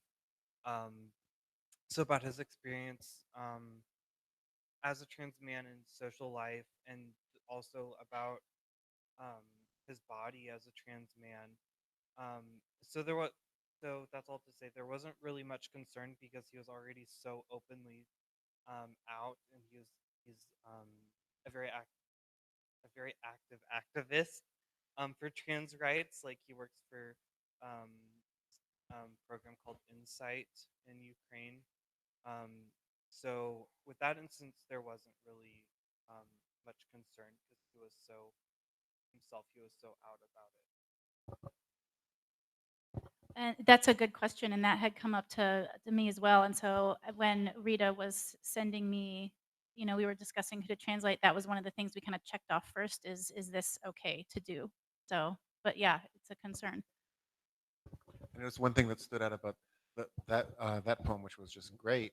Um, and maybe it's just a random thing from the selection here, but the ones we started with, in particular the ones by women, seem to be focused on the body coming from inside out. And this was so jarring to have a perspective that's going from outside in. It was so much about the exterior before you finally start to see what's under the interior and the question of the pants and all. So it was really fascinating. Yeah, it was really interesting for me to work with these issues with the body because a lot of the things I translated with the work were psychological, but Chinishov's were so explicitly physical and had such powerful imagery that it was, like you said, really jarring to kind of switch between the two modes.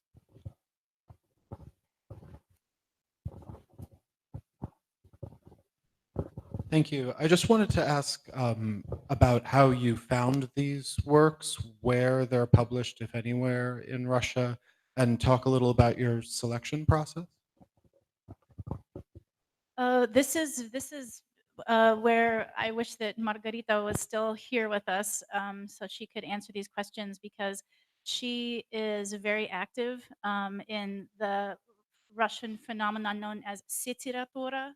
It's from sit in literatura, so online literature, and she knows all of the authors in some way or another, and solicited all of them personally. Well, solicit is maybe the wrong word, asked them to submit work, uh, because not all of the things that we translated are actually available online. So some of these will be the first publication in any language of these poems. The selection process was she sent me a selection, and I highlighted the ones that I liked best, and then I sent them around to our translators and said, "What would you like to translate?" And they picked what they wanted, and it ended up being all kind of very organic, and it all fell into place. There were no, "I want this. No, you can't have this." And it was remarkably harmonious for such a large and many parts project.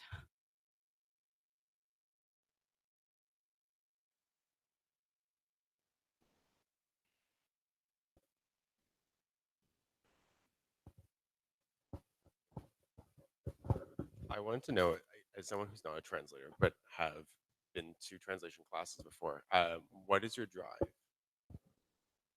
I'm curious. What is your drive? Like, what drives you to do your work?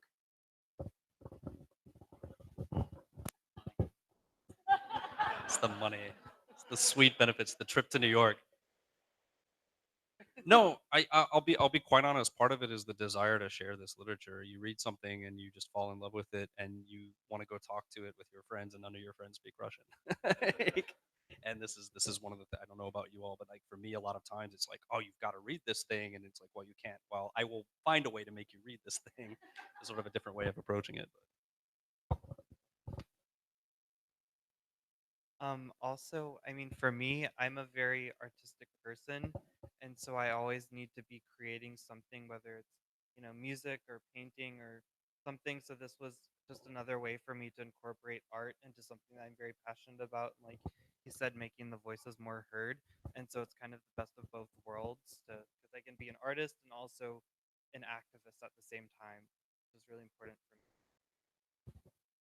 I have a very specific answer, which is I had never thought about translation. I didn't know who translated anything. I blew an interview once because they said, "Well, whose translations of Akhmatovu would you teach?" And I said, well, I just read them all and teach the best one." So that was where that interview stopped. um, but I came to translation because I taught um, wrote my dissertation on Ilfin Petrov, the 12 Chairs and the Little Golden Calf, two Soviet satirists who wrote these kind of cult classic novels in the 20s and 30s. And they're available in translation. I taught them in my 20th century Russian survey, and the students didn't like them. They didn't think they were funny. And these are funny novels. They can be many things, but they are definitely funny. And so that was when I said, well, I'm going to translate them by gum. And I don't know if they were funny, but that's what got me started on this path.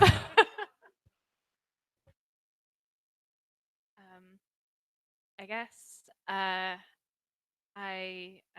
again sharing stuff that most of the people I know can't read, and being able to write creatively without having to start from scratch is really really fun, and I find it also very very enjoyable intellectual challenge of finding just the best way to convey the not even just the words but like the intent and the effect of the words in the original. I just want to say that I always wanted to be a translator and discovered I was terrible at it. So I'm really very impressed by all the work that you're doing here. There was another question right about here. Thanks for those readings. They were really fascinating. So Russian writers to me seem to be maybe even more fiercely aware of the tradition within which they write. But the writers you translate don't necessarily maybe have the kind of antecedents within their literature that that non-queer writers have. So I'm wondering how those writers kind of deal with that contradiction. Well, they definitely do have their own tradition because the ones writing now are often looking back to the Silver Age, and particularly Sofia Parnok, who's the first openly lesbian Russian poet, and Mikhail Kuzmin, who's the first openly gay Russian poet, so and writer. So I've found a lot of references to them within contemporary queer poetry and prose. 100% agree, and even a sort of aesthetic line to this kind of your early 20th century Russia had a lot of writers who were either themselves queer or who were interested in queerness and sometimes experimented with it, uh, sometimes very unsuccessfully. Um, and so it has there is this heritage there, and a lot of times you can even see these if not direct references, as in the case that Virginia was pointing out, sometimes you can just see kind of a stylistic affinity.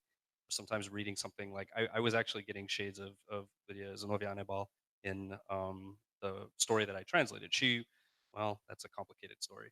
This gets into whole definitions of what we mean when we say people are queer, but she did kind of experiment with this in her literature for sure. And you see these kinds of echoes through. So they do kind of much like queer people sometimes construct their own family, they also construct their own literary heritage out of these pieces that do exist.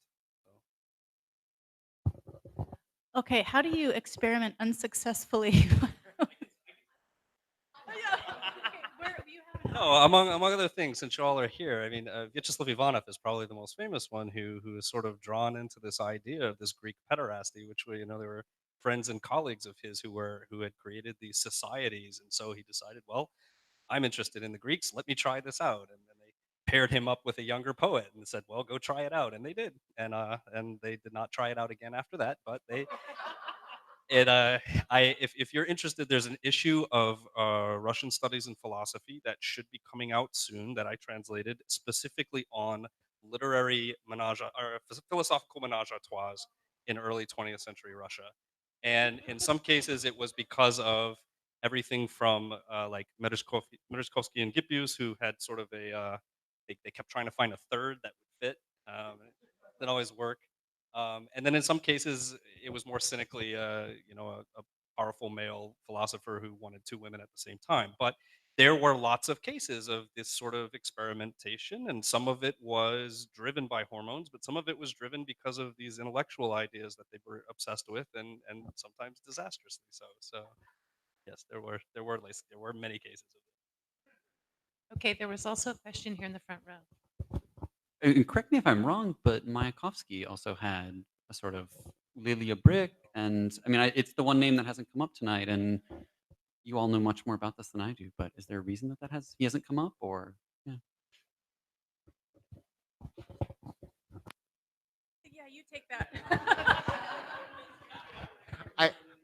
Yeah, I don't think they were all together. But what I do remember from back in the old days of trying to find stuff about LGBT literature in Russia back in the 90s, looking at stuff in the 70s, so Simon Karlinsky was one of the first scholars to um, actually talk about homosexuality and lesbianism in Russian literature, and he had an article in Christopher Street, the magazine, and there was a full-page picture of Mayakovsky, and it said Russian gay poet Vladimir Mayakovsky, and I spent a long time trying to figure out where the footnote would be for that, but it seemed to be a little bit more wishful thinking than, than anything else. Any other questions that people have? All right. First, thank you all so much. It was really wonderful to hear all of you read such wonderfully different pieces. My question was about internet literature, because someone mentioned the fact that there's communities, literary communities that thrive on the internet. Is that where most of these communities do have to thrive? Is there the possibility of sort of live community in Russia around queer literature? I think in many cases it's safer for them to thrive on the internet. I've done personally in my academic research, I've looked at Russian coming out videos on YouTube and the kind of the communities that the people who post these videos create around their coming out videos. And so, like where it's physically dangerous to go on the street and hold hands with someone of the same sex or hold hands in a queer relationship, you can go on the internet where you can connect with the rest of the world, which is a little more accepting, and share these ideas and also find like-minded people. So in that sense, it's the internet makes it a lot safer and a lot easier to create these communities that are very difficult and very dangerous. I mean, honestly, to create in real life physically. There are, I mean, much like in the United States, there are in the bigger cities sometimes pockets where people get together. There are events in St. Petersburg and Moscow where people will get together and celebrate or have exhibitions, for example. So these things do exist in real life too. And the internet, curiously enough, has been both a blessing and a curse, because it's also how, yeah, you all probably know the story about them baiting queer people in order to lure them out and beat them up. So it's a place where people have to negotiate their publicness a little bit more carefully sometimes. But there are examples of public gatherings and things that do happen, just not to the extent that they happen here, for example.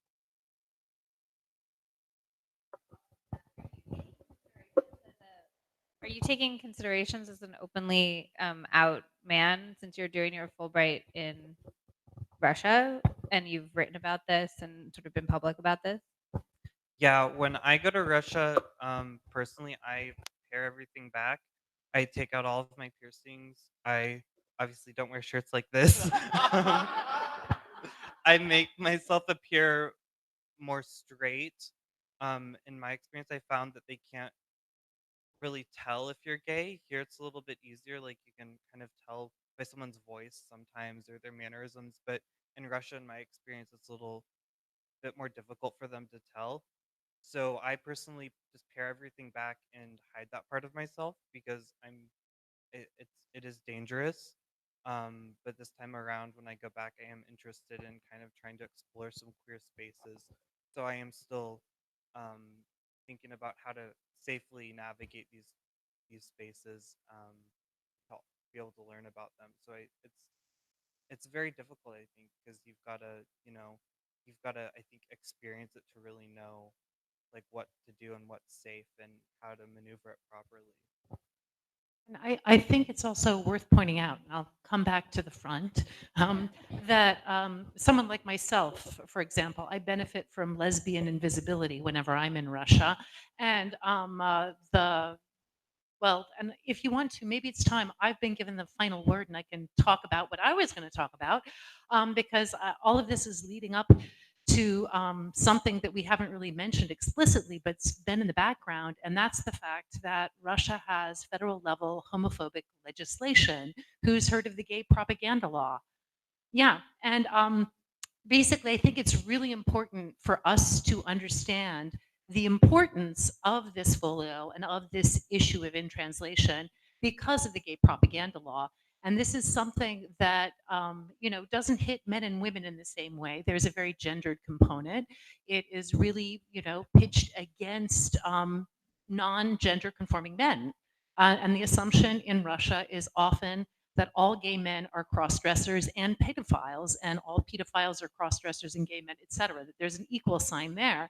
And it's really important for us to understand what this gay propaganda law is. We use that phrase, but the actual language in Russian is against propagating propagating non-traditional sexuality, non-traditional sexual relations among minors. Okay, now that is a very odd mouthful, non-traditional sexual relations. What exactly is that? It's not defined in the law. And the minors means that basically talking to someone under the age of 18 about being gay as being a good thing, or just communicating with someone under 18 about gay lifestyles in any positive way is against the law. Now, what's interesting, in addition to this very, very fuzzy language about non-traditional sexual relations, there's also some very specific language. A lot of the law is devoted to how these offenses will be punished. So they distinguish between individuals, as in a person here, and more corporate beings, so legal entities. And the more you're a legal entity, the bigger the penalty. And they also distinguish between the different media by which you might propagate homosexuality. So if we're just talking in a conversation, that is a smaller fine than if I use the internet. And this is where all that we've been talking about with the internet comes into play. And this means that basically merely talking about queer life, merely talking about LGBTQ plus life is seen, if you can imagine it, like a microbe, like a germ that can infect young people who are very, very vulnerable. And somehow the infectiousness goes up the larger, more legal an entity you are, and also the more you use electronic media. And this means that there's this kind of idea out there that not just homosexuality itself, but discourse about homosexuality is infectious. Merely talking about it, merely communicating, sharing images, sharing poems, sharing short stories is actually holds the potential to make young people gay. Now, on the one hand, I don't know, that might be actually really, really cool in some world that I might imagine. But, seriously. But in the world imagined by Russians, this has some really concrete consequences. And we've begun mentioning some of the bad ones. And I don't want to dwell on them for a long time, but I made my little list and I want to make sure I mention a few. First of all, there's state-sanctioned homophobia. Having a law like this means that simply having homophobic attitudes is sanctioned and homophobic behavior is sanctioned. There are increasing hate crimes against queer people that some scholars are documenting. There's also, there are these vigilante groups, the most famous or infamous, I should say, which is called Occupy Pedophilia. Once again, banking on that assumption that all gays are, cross-dressers and pedophiles.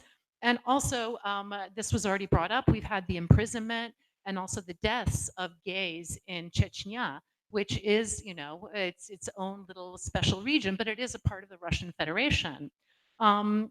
This also means, however, and I'm going to move to the slightly arguably positive backside of all of this. How could I say that? That's crazy. But this law is generating more discourse about homosexuality, about LGBTQ life than Russia has ever known. And scholars who talk about queers in Russia have basically, when they talk about the periods, they're like, they had a regime of silence in the Russian Empire. Then there was a regime of silence in the Soviet Union. Well, as Eliot has written about, that kind of ends in the 1990s. And here, this law that's supposed to stop people from talking about homosexuality is actually compelling people to talk about homosexuality. I was fascinated to learn that people like myself and Eliot, professors of Russian literature, have to be used as legal experts in trials that prosecute this law. Yeah, think about it. If you're going to say that putting one of these poems out there is propagating homosexuality, you need someone like me to say whether that poem really does it or not. Okay? I mean, it's kind of, I was like, you're kidding. This is craziness. But yes. So, in other words, the prosecution of this law itself, which is happening, requires that people talk in detail about homosexuality. They generate more words and more discourse about it. Not only that, but we've ended up with a basically, and this folio is witness to it, a transnational Russophone movement to talk about what it is to be queer, what it is to be a Russian speaker and queer, whether you're in the Russian Federation, you're in post-Soviet space, or you're any place else in the world. And people, because of the internet, are connecting. Okay, so in addition to the amazing poems and short stories we have, there are such things as artists, transnational artists like Yevgeny Fix, who is based here in New York and creates art in both images and words. Oh, you know him? Okay, yeah. Well, he is a part of this discursive explosion, which we can all celebrate. We also have plays, and this is another documentary play that is called Выйти из шкафа, Coming Out of the Closet, that has been screened. I mean, it's been made, and it's also clips of it appear on the internet so that people can see this. We have collections like one done by Masha Gessen and Joseph Hofhannon called Gay Propaganda, which has been published and is free to all Russian speakers on the internet. We have websites, and this is a very hotly disputed one, Children 404, which is there precisely to give young people information about what it's like to be gay, what it's like to come out, what it's like to, live that life. And also for parents, there's one called Illuminator, which is nothing but videos made by parents of queer people talking about their experience. So and we also have these coming out videos that David talked about. So basically, this folio is a part of that whole movement of basically coming out of what has been traditionally in Russia a regime of silence. And I think we simply need to celebrate that these translators have done such an amazing job of creating gay propaganda. Thank you very much.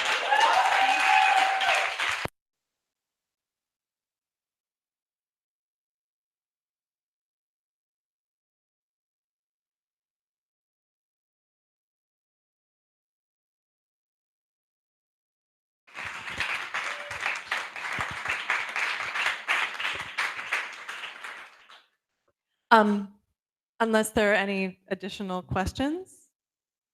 No? Okay, I just want to close by thanking you all again for coming and particularly thanking again all of our participants. I have to emphasize again, only one of them, Eliot, is local to New York City. All of them traveled here from out of town, one out of the country at their own expense. We had a question about drive. I mean, these are highly, highly, highly passionate, motivated artists, and I would love for you to join me again in applauding them.